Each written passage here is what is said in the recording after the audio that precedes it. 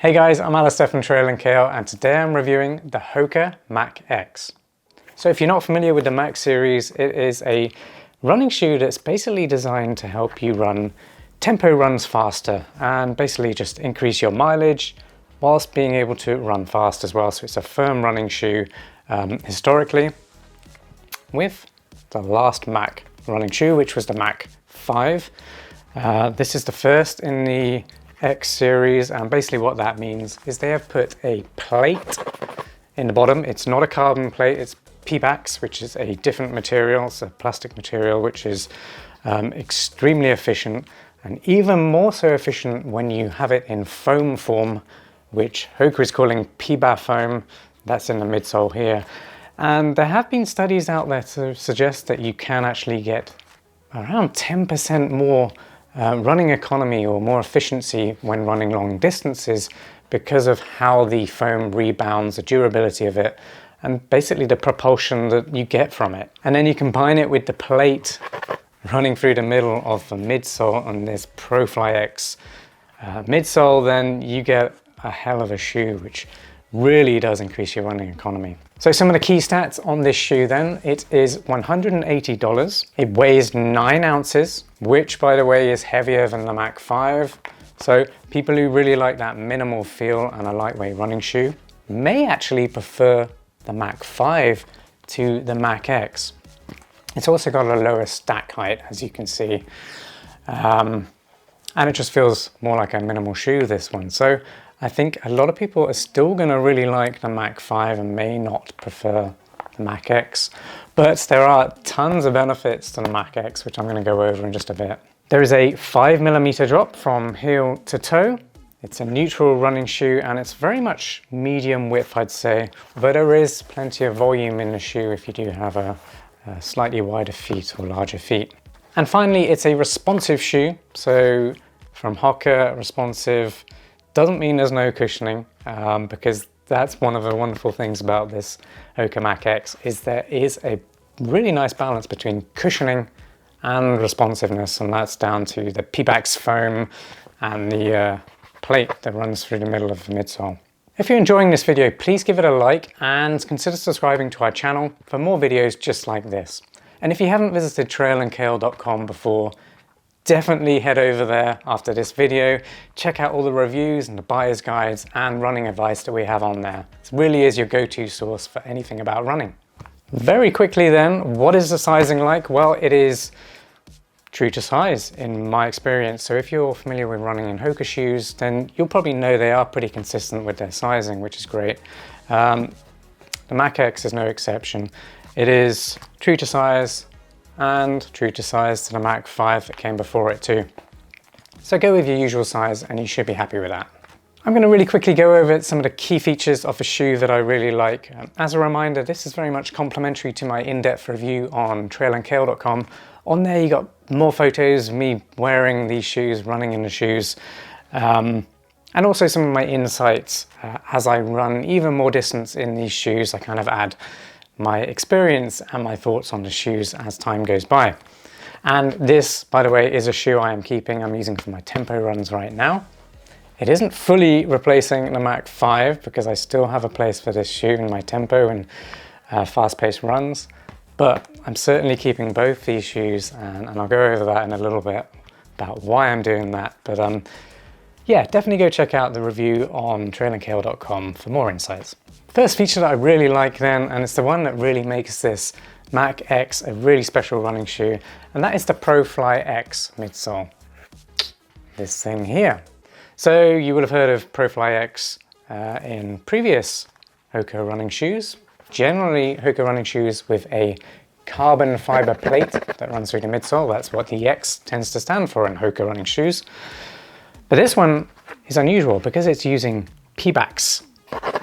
That's the material compound that is used for this energy return plate, which effectively, if you're not familiar, basically what happens is with the plate is that as you are running, that energy is now stored within this springy plate. And what happens is the energy gets released and helps you spring off much faster. And that effectively increases or improves your running economy over time. And that's why endurance runners are using it and they get smashing their PBs and basically breaking world records because of these plates and these improvements in running shoes. So that is the plate that's running through the midsole. Then you've got the Peaba Foam, which is also the Pebax compound. And it's dual density. That's what ProFly means. Basically, it gives you a soft landing and then a firmer takeoff. And that is the science behind the ProFly midsoles from HOKA. And that's done with a dual density midsole. Firmer at the front and softer at the back for the landing. So that works really well. I love it in HOKA running shoes. But this has the Peaba Foam, and that has basically had some studies to suggest that it really can increase your running economy for endurance running of up to 10%, which is insane. That's when it's combined with the plate, by the way. And I really feel it in these running shoes. It feels a lot more effortless when I'm running, just because of that system going on. And there's also, by the way, a rocker, early stage meta rocker going on, which means this shoe has that almost like a rocking chair shape. And that further increases the smooth kind of landing and takeoff that you experience when running in them. So I'm absolutely loving the midsole. Now, the second thing I really like is the outsole on this shoe. Certainly improved from the HOKA Mach 5. As you can see, it's got zoned rubber sections in this greeny yellow rubber compound here. That further increases durability in the running shoes, but also it's much better grip. Because the Mach 5, you had this kind of, we still do because they're still selling it, you have this EVA foam outsole, which is the EVA foam compound all the way from the midsole wraps around onto the outsole. It's all one piece. Now, although the grip is fine, it's great, it's certainly not as good as the Mach X, and the durability is not as good either. So you will notice wear and tear happening quicker on the Mach 5 than on the Mach X. Third thing then is the upper. Definitely better in the HOKA Mach X in my opinion. It's got the Creel jacquard, breathable upper here. Hopefully you can see my fingers through here. Pretty breathable. And if I blow through there with my hand inside the shoe, I can feel tons of airflow, so I know they're breathable. And I definitely notice that when I'm running in hot weather. So loving the upper, it's very soft on the inside as well. It's all one piece, like the Mach 5, all the way along, and it gets seamed right at the back here. And that just further increases the comfort. And it's very flexible as well. Very soft, there's no kind of popping or cracking when you move it or when you flex. It's a great, great upper. Also, talking on the upper, unfortunately the tongue is still very short, although not as short as the Mach 5. It is still quite short. That was one of my complaints with the Mach 5, and it's one of my few complaints with this shoe as well. The other complaint, by the way, is it is a little bit heavier than the Mach 5. I like my shoes light, and that's why I'm keeping the Mach 5, because sometimes I just want to run fast with a really lightweight shoe. Even if that does mean sacrificing a little bit of cushioning and comfort. It's still pretty cushioned, however, this one. But not as cushioned as the Mach X, that's for sure. So both tongues have a nice bit of padding on top. Hopefully you can see there is a padded section on top of the tongue. But both shoes don't have that little loop that allow the lacing system to sort of hold the tongue up. And that does allow the tongue to kind of slip back down. And when you've got an already short tongue, that's a bit of a pain. It's no biggie, really, but I just feel like it would be a very easy fix for HOKA to do. Also, on the lacing system, I did comment on the Mach 5 that it's very narrow. It's very interesting that I have to do the laces up. So much so that this lacing system gets very narrow. The Mach X has been improved, kind of looks like a normal lacing system. So I really like that about the shoes too. Also, they've got these new laces, which hopefully you can see if I can get the focus.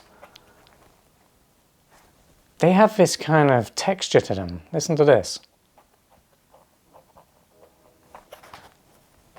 And basically that texture helps the laces lock together when you actually do them up, which means they don't come undone very easily, which is brilliant. I really love those laces. Nice touch, HOKA. So really not many downsides to the HOKA Mach X, apart from that tongue, which is a little bit annoying. There are many more improvements that kind of help me overlook that tongue. The other downside, I guess, would be the weight. It is 9 ounces for a size US men's 9, and that is my size here. I have an English accent, but I live out in California in the USA, so this is why I'm going to be talking about dollars and pounds as in weight, because I do live in the US. So in comparison then, the HOKA Mach 5 weighs 8.2 ounces. So it's pretty considerable. It's close to around 10% difference in weight. Finishing up this video then, really quick performance review. I mean, what are they actually really like for running? How do they compare to the Mach 5 here? Well, I am really loving these shoes. Like I said before, I'm keeping these in my rotation. These have a huge place in my running shoe lineup, which is huge, by the way, because I review shoes for a living. So as you can expect, I get a lot of running shoes. I don't keep them all. I only keep the ones that I really like and the ones that help me and my training. This is certainly one of them. This is going to be my go-to tempo running shoe. And what I really like about it as well is it is a very versatile shoe, which means you can actually race in it as well. And because of that Pebax plate and Peaba Foam, you're actually going to have a lot of fun racing in these two. They are great endurance running shoes for sure. Because of the cushioning and the responsiveness, you've just got that really nice balance of both. So this is going to appeal to a hell of a lot of runners who just want a very comfortable running shoe that's fairly lightweight, which will help them run long distances in comfort. And that's basically my summary of this shoe. It is just a great all-rounder that's very versatile. It's $180, so it's not the cheapest, but I think for such a versatile shoe that helps you run faster in comfort, for $180 it feels worth it for me. In comparison, $160 I believe it is for the Mach 5. It's a lighter shoe. It's still a great tempo shoe. Sometimes I just feel like picking up the lightest shoe I've got and going for a run in them. That's why I'm keeping these in my tempo run rotation. Just to, I don't know, it just somehow feels a little bit more like a natural shoe. I feel like this is probably helping my running form a little better because I got to work a little bit harder. I don't have that Pebax plate running through the middle of it. I got to work harder, so that's why it's good for training, because, you know, train hard, race easy. But again, a versatile shoe that you can train in and then go and race in, and it's a shoe that you'd be familiar with from training. It's pretty cool to be able to do that in a running shoe like this. HOKA Rocket X2 then, where does that fit into this lineup? Yes, that's a crazy fast running shoe. And like I said, this is a versatile shoe that you can train and race in. But if I'm going to race anything up to a marathon, I'm taking my HOKA Rocket X2s because they are just crazy lightweight and super fast.